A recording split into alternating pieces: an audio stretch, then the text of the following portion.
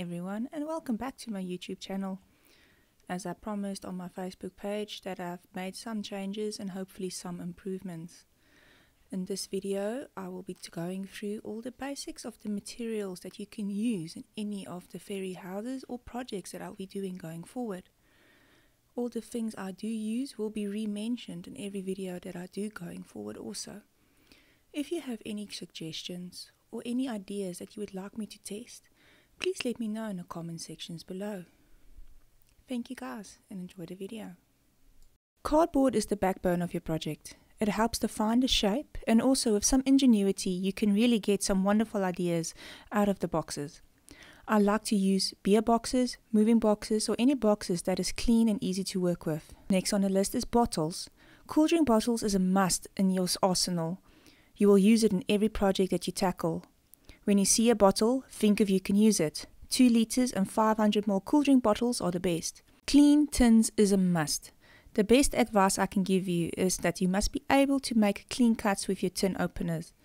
This will help not getting any of that bad cuts on your hands, and I promise you, this is not a nice injury to have. Egg cartons is a wonderful item. You don't just only use them in your building material, but you can actually make them into a covering material that I will later on show you how to do. So if you have the space, save them. You'll be looking for them later. Wire is tricky to work with. The thickness must be strong to maintain the shape, but also soft to manipulate with your hands as well. Go to the hardware store and feel the different thicknesses. If you feel you have to go for a thinner thickness, just remember that you have to do multiple layers if the wire cannot keep its shape. Wire mesh. I always have some wire mesh in the yard. If I'm not stealing it out of my hubby's garden, I'm taking it from his stash. This item is also wonderful to help with the framework, makes the area for the foil to adhere to, and is actually very versatile, when you cut it down to a manageable size of course. Wine bottles.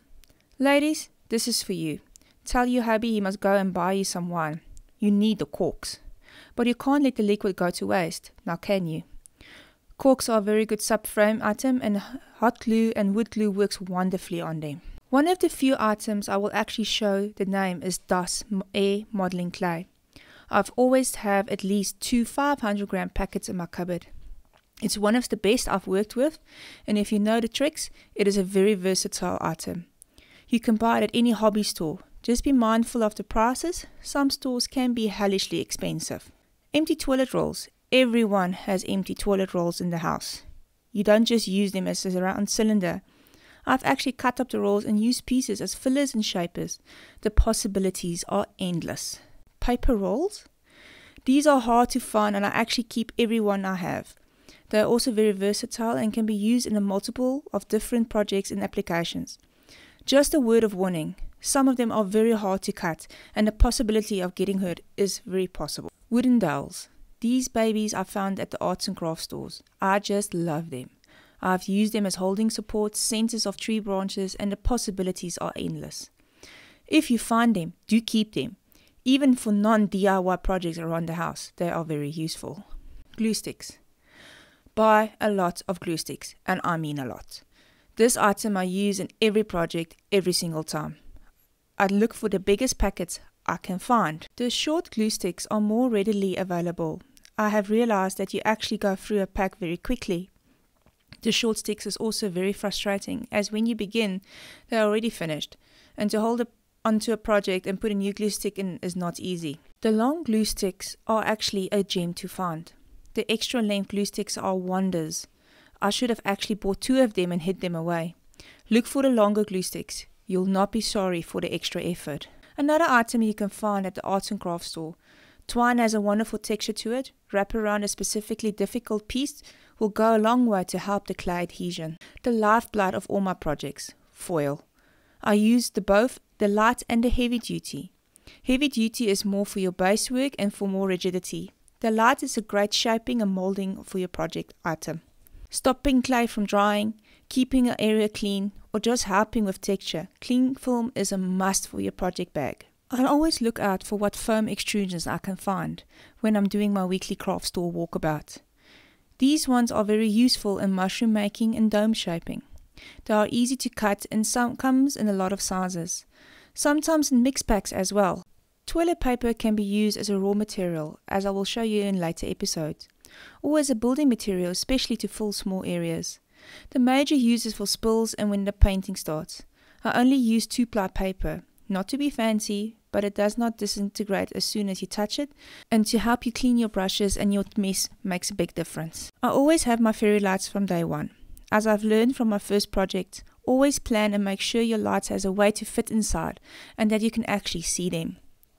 If you don't want to use fancy lights, get yourself a set like this from your local China store. They are battery operated and very inexpensive, great for testing and visualization. Glass pebbles are wonderful decoration pieces. They can be used as just light points, or they can be used as accent points for more decoration. The more for decoration they are anything else. Gravel pebbles are also very nice for the small walking areas. These can be used in pathways or as weights, available from any craft store. These little leaves was more an impulse buy. I am more inclined to make my own leaves, but if you find it a bit daunting for your first projects, this is a great manner to start with the basics.